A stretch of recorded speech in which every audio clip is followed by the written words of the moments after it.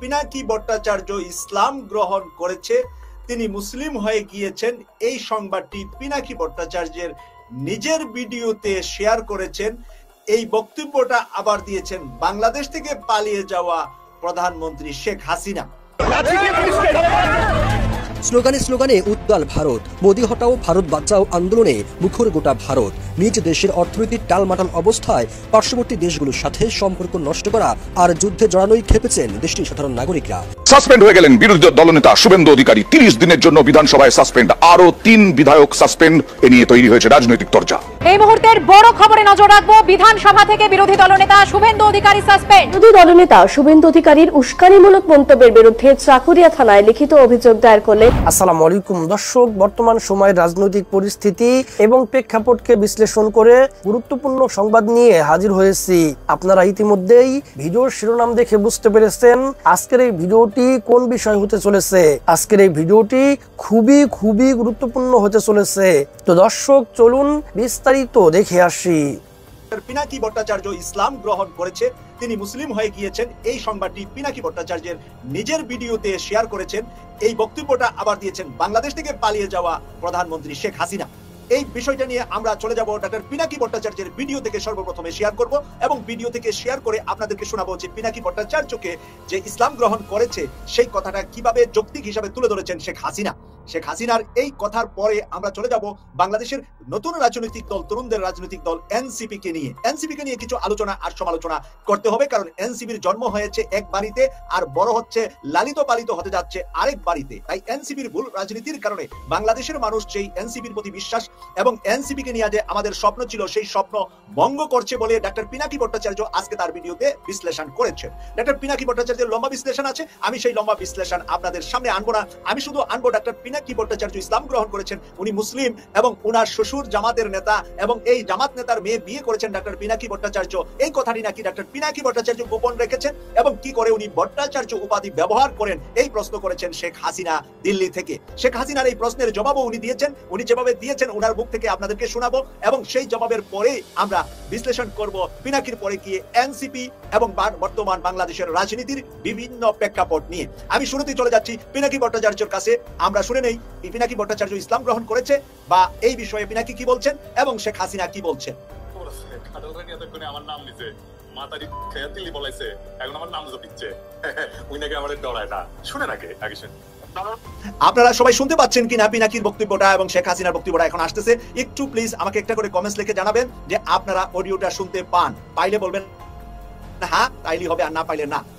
আমি একটু শুনতে চাই আপনাদের কাছ থেকে একটা দুইটা কমেন্টস যে অডিওটা যখন আমি চালাচ্ছি পিনাকির ইউটিউব থেকে আপনারা অডিওটা শুনতে পান কিনা, পেয়েছেন কিনা। একজন লেখেন অন্তত যে শুনতে পেয়েছেন, না বলেছেন একজনে, কেন শুনতে পান নাই হ্যাঁ লিখেছেন আরেকজনে, মানে উনি হয়তো লেটে ঢুকছে। হ্যাঁ জি, আমি তাহলে অডিওটা ছেড়ে দিচ্ছি, অডিওটা আপনারা শুনেন। অডিওটা ছোট্ট মানে অল্প শোনাবো, তারপরে আমি আমার আলোচনায় যাব। পিনাকি ইসলাম গ্রহণ করেছে এই নিয়ে পিনাকি কি বলছেন আর শেখ হাসিনা কি বলছেন, এ নিয়ে একটি বিতর্ক তৈরি হয়েছে। এখন শেখ হাসিনার বক্তব্যকে দেখিয়েছে পিনাকি ভট্টাচার্য তার নিজের ভিডিওতে কয়েক ঘন্টা আগে। আমি সেই ভিডিওটার রেকর্ডটাই আপনাদের সামনে তুলে ধরছি।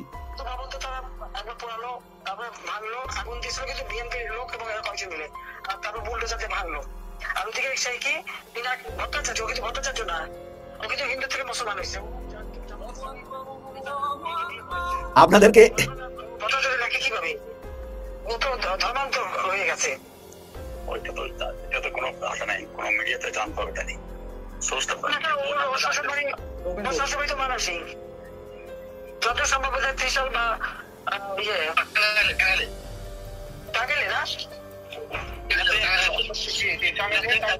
শেখ হাসিনা তার দলীয় ফোরামে আলাপ করছে, বক্তব্য দিচ্ছে যে পিনাকি তো ধর্ম চেঞ্জ করেছে, সে ইসলাম গ্রহণ করেছে, সে মুসলমান। সে ভট্টাচার্য লেখে কিভাবে এখন তার শ্বশুর বাড়ি ময়মনসিংহে, আরেকজন তার মানে তার দলীয় ফোরামের কেউ বলছে যে না তার শ্বশুর বাড়ি টাঙ্গাইলে। ময়মনসিংহ বৃহত্তম ময়মনসিংহ বা ময়মনসিংহ টাঙ্গাইলটা আমরা অনেকটা ময়মনসিংহের সাথেই বলে থাকি। আমরা একটু শুনে নেই আর কি বলেছে তারা।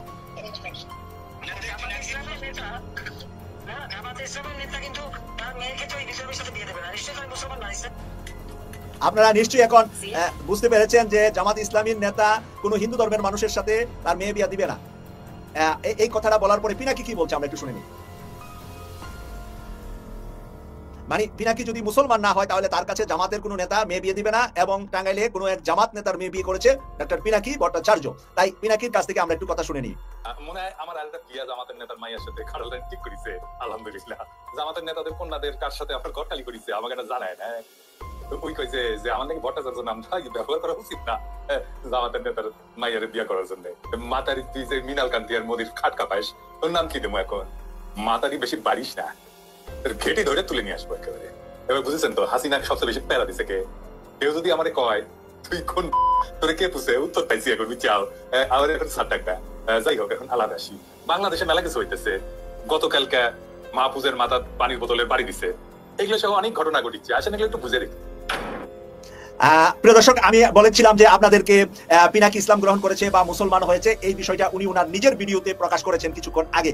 তো নিজের ভিডিওতে যা উনি তুলে ধরেছেন, শেখ হাসিনার বক্তব্য ওনার নিজের ভিডিওতে শেখ হাসিনার রেকর্ডটা উনি শুনিয়েছেন। শেখ হাসিনার রেকর্ডটা নিজের ভিডিওতে শুনেছেন, আমিও সরাসরি ওনার ভিডিওতে গিয়ে তারপরে আপনাদেরকে শোনালাম। কিন্তু ওনার ভিডিওর হেডলাইন ছিল জাতীয় নাগরিক পার্টি এনসিপি ভাঙতেছে, এটা হলো ওনার ভিডিওর হেডলাইন।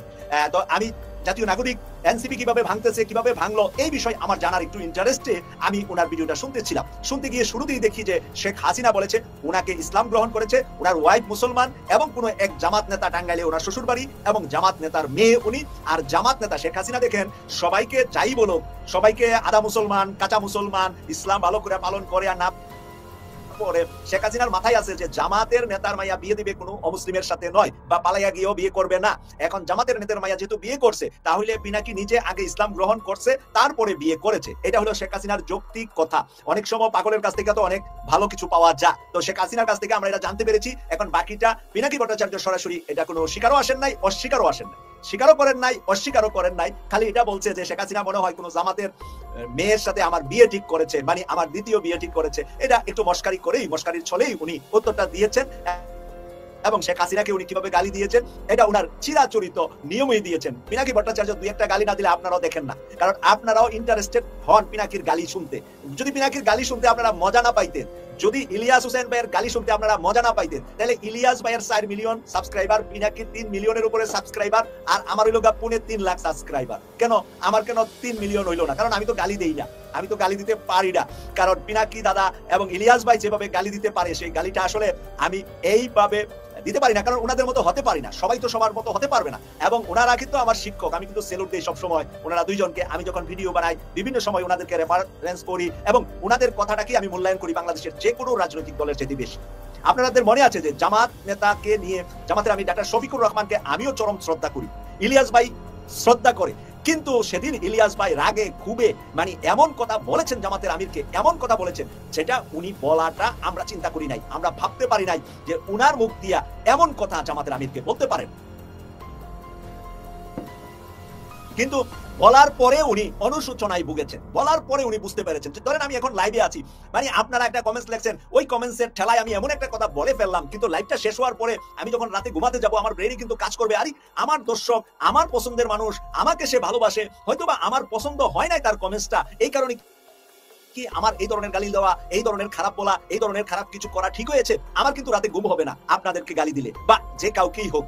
একজন মানুষের সাথে আপনি বাহিরে বিতর্ক করে এসেছেন, রাত্রে এসে দেখবেন ওয়াইফের সাথে আপনি ছটফট করতেছেন, আপনি ঘুমাইতে পারতেছেন না, আপনার ওয়াইফ জিজ্ঞাসা করে তুমি ঘুমাচ্ছ না কেন, তখন আপনি আপনার ওয়াইফের কাছে শেয়ার করেন, আরে আজকে তো এই রাস্তার ভিতরে এই সিনজুলার একটা থাপ্পড় মারলাম। হ্যাঁ, কেন থাপ্পড় মারলাম?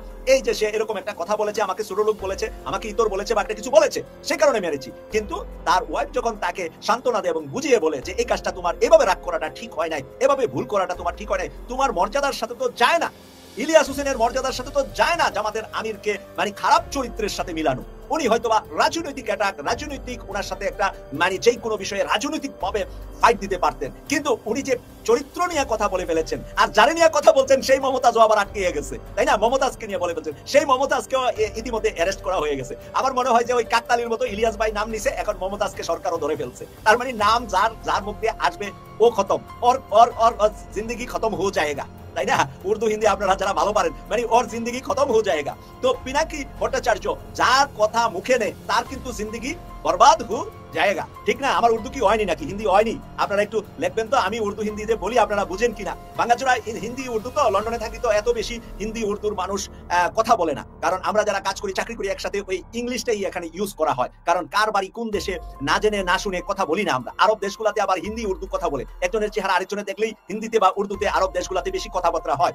মালয়েশিয়া সিঙ্গাপুরে হয় কিনা জানি না, এখনো যাই নাই যেহেতু মালয়েশিয়া সিঙ্গাপুর, ভবিষ্যতে যখন যাবো ইনশাল্লাহ দেখবো আর কি ওখানে হিন্দি উর্দু বেশি চলে কিনা। কিন্তু মধ্যপ্রাচ্যে অনেক দেশেই তো গেলাম, ইতিমধ্যে দুবাই গেলাম, সৌদি আরব গেলাম, এর আগে কুয়েত গেলাম, সামনে ইনশাল্লাহ আরো অনেক দেশে যাব মধ্যপ্রাচ্যে। তো সেখানে কিন্তু প্রচুর এশিয়ান মানুষ, পাকিস্তান, ইন্ডিয়া, বাংলাদেশ, এই 3 দেশের মানুষ মিলে দেখা গেছে হিন্দি উর্দু কথাটার বেশি চলে, সেই জন্য আপনারা বেশি অভ্যস্ত।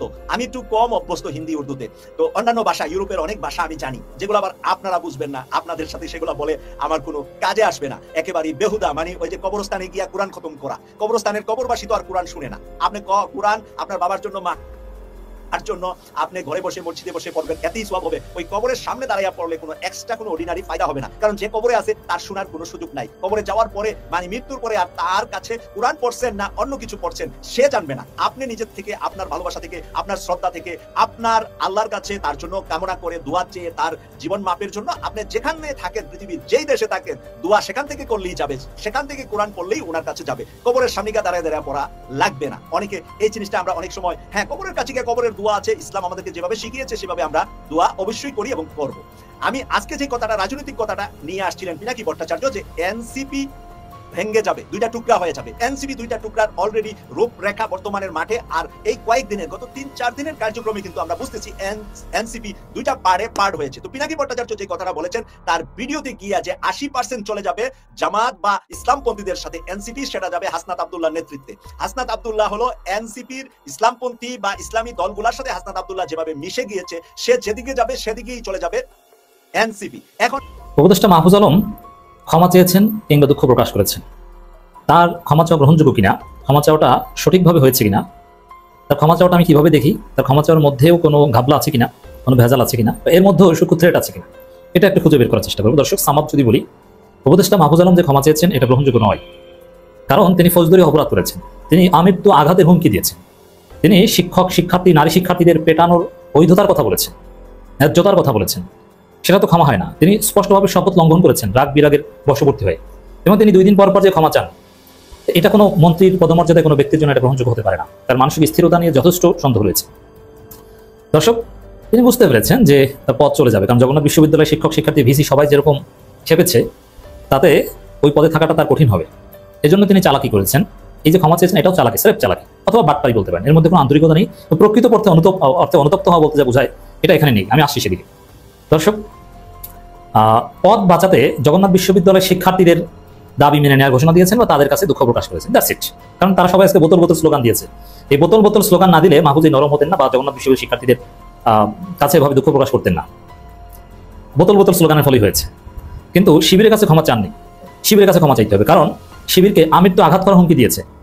এখন ডিলিট করে, এখন বলবেন যে পোস্ট ডিলিট করেছে, ডিলিট করা মানেই ক্ষমা চাওয়া না, ডিলিট করা মানে ক্ষমা চাওয়া না, ডিলিট করা মানে অপরাধ ঢাকার চেষ্টা করা, অপচেষ্টা করা, এবং সেটা তিনি পারেন নাই। এবং এই যে সর্বশেষ জগন্নাথ বিশ্ববিদ্যালয়ের শিক্ষার্থীদের উদ্দেশ্যে যে দুঃখ প্রকাশ করা, সেখানেও কিন্তু মাহফুজ আলম যথেষ্ট জালিয়াতি করেছেন। একটি দলের দিকে ইঙ্গিত করেই কথা বলেছেন, এবং তিনি এখানে উদারতার পরিচয় দেখাতে পারেননি। যে শিক্ষার্থী পানির বোতল মেরেছে, নিছক আনইনটেনশনালি, কোনো ব্যাড ইন্টেনশন ছিল না, একটা নিরীহ শান্ত বাচ্চা ছেলে, সেই ছেলেকে ক্ষমা করার বা এই ঘোষণা দিতে পারতেন। কিন্তু এখানেও ইন্ধন আছে কিনা তিনি নিজেই তো বলে দিয়েছেন যে এটা শিবির করেছে, এখন আবার ইন্ধন আছে কিনা তদন্তের দাবি কেন করছেন? মানে এক এক সময় এক একটা, সকালে একটা, বিকালে একটা, রাতে একটা, পানির বোতল খেয়ে একটা, পানির বোতল খাওয়ার পর একটা। তাহলে আমরা কোনটাকে সঠিক হিসেবে ধরবো? কালকে সকালে যে আবার আমৃত্যু আঘাতের হুমকি দিবে না, তার গ্যারান্টি কি? মানে এই উপদেশটাকে আমি পদে রাখার পক্ষে নেই। দর্শক, আমি জানি না যে জগন্নাথ বিশ্ববিদ্যালয়ের শিক্ষার্থীরা সন্তুষ্ট হবে কিনা, সন্তুষ্ট হওয়া উচিত নয়। আর হুইজ মাহফুজ, তিনি ডিল করবেন কেন? একটা বেয়াদব ছেলে কেন এই শিক্ষক, শিক্ষার্থীদের, ভাইস চ্যান্সেলরদের সাথে ডিল করবেন? আর কোনো শিক্ষার্থী নেই, উপদেশটা নেই। মাহফুজ লিখেছে, তার ভেরিফাইড আইডিতে লিখতে দেখি না, কারণ কি জানি না যে আবার সবসময় comment box, Mahfuz comment box of করে লিখেন এবং বট রিয়াক্ট নেন টাকা দিয়ে, কারণ তাকে কেউ ভালো রিয়াক্ট দেয় না, তার অনুসারী 2-4টা বট। এনসিপির নেতারাও এখন তার পক্ষে অনেকে বলতে সাহস পায় না, জনরোষের ভয় দেখলে কিনা বোতল বোতল স্লোগান দেয়। জগন্নাথ বিশ্ববিদ্যালয়ের দাবিগুলো ন্যায্যতা বিচার করবেন শিক্ষা অর্থ মন্ত্রণালয়। হ্যাঁ, তুমি চুপ করো, এটা শিক্ষা মন্ত্রণালয়, অর্থ মন্ত্রণালয়ের দায়িত্ব, তোমাকে চালাকি করে আসার দরকার নেই। আরও যুক্ত থাকবেন ইউজিসি কর্তৃপক্ষ। কিন্তু তথ্য মন্ত্রণালয়ের দায়িত্ব থেকেও জুলাই গণঅভ্যুত্থানে জোরালো ভূমিকা রাখা এবং সম্মুখ সারির নেতৃত্বে দেওয়া জাবি শিক্ষার্থীদের দাবির একটি ফলপ্রসূ সমাধান আসতে আমি ভিসি স্যার অন্যদের সাথে বসেছিলাম। তুমি বসেছিলা শিবিরকে কিভাবে দায়ী করা যায় পরিকল্পিতভাবে, এজন্য শিবিরকে আন্দোলন থেকে দূরে সরাতে। তোমার কথাবার্তা পরবর্তী কার্যক্রমে সব স্পষ্ট। আই সরি যে এভাবে কথা বলতে হচ্ছে। গত পরশু রাত্রে যখন এসব দাবি নিয়ে জবি থেকে আমাকে জানানো হয়, তখন তাদেরকে আমি গতকাল রাত 9টায় আমার বাসায় আসার আমন্ত্রণ জানাই, কিন্তু গতকাল সকালে তারা আন্দোলন নামেন এবং যমুনার কাছাকাছি পৌঁছে যান। কাল দুপুর থেকেই ভিসি স্যারের সাথে আমি নিয়মিত যোগাযোগ করেছিলাম, ভিসির সাথেও বেয়াদবি করেছে। আমি জানি না যে জগন্নাথ বিশ্ববিদ্যালয়ের শিক্ষার্থীরা এটা ক্ষমা চাইবেন কিনা। ভিসির সাথে আলাদাভাবে শিক্ষকদের কাছে আলাদাভাবে প্রকাশ্যে ক্ষমা চাওয়া উচিত। স্যারকে ডেকে যে ক্যামেরার সামনে, স্যার সরি, প্রয়োজনে পা ধরে ক্ষমা চাইবে। ছাত্র শিক্ষকের পা ধরলে কিছু আসে যায় না, মন্ত্রী তাতে কোন চাটের বাল। ওরকম মন্ত্রী আর নির্বাচিত মন্ত্রী নাকি? নির্বাচিত মন্ত্রী হলে আলাদা একটাই থাকে, যারা নির্বাচন করে এসেছে। নির্বাচন করলে ভোট পাবে মাহফুজ, মেম্বার হতে পারবে। কাল দুপুর থেকে ভিসি স্যারের সাথে আমি নিয়মিত যোগাযোগ করেছিলাম। শেষ পর্যন্ত রাতে 1 ঘন্টা ধরে 3টা টকিং পয়েন্ট নির্ধারণ করে আমি ভিসি স্যার ও শিক্ষকদের সাথে কাকরাই মরে যাই। সেখানে মিডিয়ার লোকজন শিক্ষার্থীদের থেকে 50 মিটার দূরে দাঁড়িয়েছিলাম, কিন্তু আমি ভিসি স্যারকে বললাম আমি শিক্ষার্থীদের সামনে গিয়ে কথা বলবো। সেখানে যাওয়ার পর একটা গ্রুপ স্লোগান দেয়, আমি বিব্রত না হয়ে নিজের দায়িত্ব পালনে কথা। একটা গ্রুপ, এইটাই বিভাজন। জগন্নাথ বিশ্ববিদ্যালয়ের শিক্ষার্থীরা স্লোগান দেয়, সেখানে একটা গ্রুপ, মানে ওই আন্দোলনকারীদের শিবির ট্যাগ দেওয়ার একটা জায়গা রেখেই দিচ্ছে। এটাই হচ্ছে বাটপারি। সেখানে যাওয়ার পর একটা গ্রুপ স্লোগান দেয়, আমি বিব্রত না হয়ে নিজের দায়িত্ব পালন কথা বলা শুরু করি। প্রবণিত টকিং পয়েন্ট অনুযায়ী পুলিশের পারাবারি অথবা স্ব উদ্যোগে উস্কানিমূলক কিছু করলে ক্ষমা প্রার্থনা ও বিভাগীয় তদন্তের কথা বলতে গিয়েছিলাম। অথচ আমরা দেখেছি তিনি রাগ হয়ে কি বলেছেন। একটা পর্যায়ে আমরা তার আলোচনা ফাঁস হয়েছে, এই যে পিটিয়েছে শিক্ষকদের, নারী শিক্ষার্থী, মানে এটা ন্যায্যতা নাকি হয়ে গিয়েছে। তদন্তের কথা বলতে তখনই বোতল নিক্ষেপ করেন একজন শিক্ষার্থী। ওই শিক্ষার্থী কেন এবং কার মদদে এবং অন্তর্পাতমূলক কাজ করলেন তা আশা করি প্রশাসন দ্রুত খতিয়ে দেবে। একটা সিম্পল কাজ, এবং এটাকে শিক্ষার্থীরা বোতল বোতল বলে সারাদিন স্লোগান দিয়েছে। আজকে এটাকে তদন্তের কথা বলছেন, অথচ উন্নত মানসিকতার হলে ওটাকে ক্ষমা করে দিতেন, মানে শাস্ত্র মানসিকতার। আর এর অর্থ কি? ওই ছেলেকে গ্রেপ্তার করা হয়। এবং আমি আশঙ্কা করছি ওই ছেলেকে স্লো পয়জনিং করা হয় কিনা, কারণ আমির তো আঘাতের কথা বা একেবারে, আর ওই ছেলেকে তো শিবির মনে করে, শিবির হোক বা না হোক মাহফুজ মনে করে শিবিরটা আগেই বলেছে। অর্থাৎ ওই ছেলের জীবন নিয়ে আমি আশঙ্কা প্রকাশ করছি। এবং মানবাধিকার কর্মীগুলো আশা করি যদি ওই ছেলে গ্রেপ্তার হয়, রিমান্ডে কি হয় বা এগুলোর প্রতি সূক্ষ্ম নজর রাখবেন। এটা হাসিনার আমল নয়। তারপর আমি হতাশা নিয়ে চলে যাচ্ছিলাম, তখন স্যারদের সাথে আমার হতাশা ক্ষুব্ধতা ব্যক্ত করি। স্যাররাও অনাকাঙ্ক্ষিত পরিস্থিতি হতচকিত হয়ে গিয়েছিলেন। গত 1 সপ্তাহব্যাপী সোশ্যাল মিডিয়া একটি দলের নিয়মিত আক্রমণ হত্যার হুমকির কারণে ন্যায্যভাবেই অনুমান করেছিলাম যে এটা হুমকিদাতা দলের কাজ হতে পারে। আমার হতাশা ক্ষুব্ধতা কাউকে আঘাত করলে আমি আন্তরিকভাবে দুঃখ প্রকাশ করছি, তার আগে আবার ন্যায্যভাবে অনুমান প্রকাশ করেছে। আরে বেটা, হুমকি দিয়েছো তো তুমি বলেছো যে আমি তো আঘাত করবো, 52 বছরের চাইতেও করুণ পরিণতি ভোগ করাবো। আমি তো আঘাতের কথা কে বলেছে? আর কোথাকার কি শিবির হুমকি দিয়েছে? একটি দল বলতে কি বুঝো এটা বুঝি না, নাম বলতে সাহস পাও না কেন? কেউ শিবিরে কেউ হুমকি দেয়নি। যেসব আইডি থেকে কোনো শিবির আইডি বা জামাত আইডি থেকে মাহফুজকে যদি হুমকি দেওয়া হয়, ওটা মাহফুজের বট ফোর্সে ক্রিয়েট করা আইডি। আমরা দেখেছি সাদিক কায়েমের ছবি ব্যবহার করে, আল্লামা সাইদি, নিজামী, গোলাম আজমের ছবি ব্যবহার করে নতুন নতুন আইডি খুলছে, তারা বিভিন্ন জায়গায় গালাগালি করে। এগুলো মাহফুজদের বট ফোর্সের কাজ, খুঁজে বের করেন। শিবিরে কেউ তাকে হুমকি দেয়নি, বরং শিবিরের ছেলেরা, ফরহাদ সহ শিবিরের নেতৃবৃন্দ মাহফুজের পাশে দাঁড়িয়েছে, বোতল নিক্ষেপের প্রতিবাদ করেছে, আমরা প্রতিবাদ করেছি। তারপর আবার একটি দল আর একটি দলকে আমি তো আঘাত করার হুমকি তুমি দিয়েছো, তুমি সেটার জন্য দুঃখ প্রকাশ করেছো? করো নাই। আমার বক্তব্য ছিল আক্রমণের ফলে ন্যায্য দাবির আন্দোলন বিতর্কিত হলো। আমি চেয়েছিলাম জবির আবাসন সমস্যার জন্য দ্রুত সমাধান। পরবর্তী 50 মিনিটের দূরত্বে আমি আরেকটা সাংবাদিক সম্মেলন করি। আমার অফিসিয়াল বক্তব্য আন্দোলনের সাথে একত্রতা দাবি পূরণের রোডম্যাপ পুলিশ আমরা বিষয়ে বিভাগীয় তদন্তের আশ্বাস সেখানে আপনারা দেখতে পাবেন। জবির শিক্ষার্থী শ্রদ্ধা শিক্ষকদের উপর পুলিশ আমরা নিন্দা আমি আবারও জানাচ্ছি। জবির শিক্ষার্থীদের আবাসনের দাবি ন্যায্য, আশা করি বিভিন্ন মন্ত্রণালয় প্রতিষ্ঠানে দ্রুত একটি যৌক্তিক ফলপ্রসূ সমাধানে আসবেন। জবি থেকে জুলাই গণঅভ্যুত্থানে 2 জন শিক্ষার্থী ভাই শহীদ হয়েছেন এবং অনেক ভাই বোন আহত হয়েছেন। এখানে একটা বিষয় আছে যে আন্দোলনকারীদের মধ্যে যে বিভাজন তৈরি করা, যে শিবিরকে আলাদা করো, এই জায়গাটা থেকে মাহফুজ পিছু উঠেছেন, কিন্তু ক্ষমা চেয়েছেন, দুঃখ প্রকাশ করেছেন, আবার ঘুরে ফিরে মাহফুজ নিজের অবস্থানই জাস্টিফাই করেছেন। আরে নিজের অবস্থান জাস্টিফাই করলে ক্ষমা চাওয়া হয়? কিসের ক্ষমা চাওয়া? এটা তো ক্ষমা চাওয়ার নাম একটা ফাজলামি। জবির ভাই বোনদের বলবো, আপনাদের ন্যায্য দাবি আদায়ের জন্য আমি গিয়েছিলাম।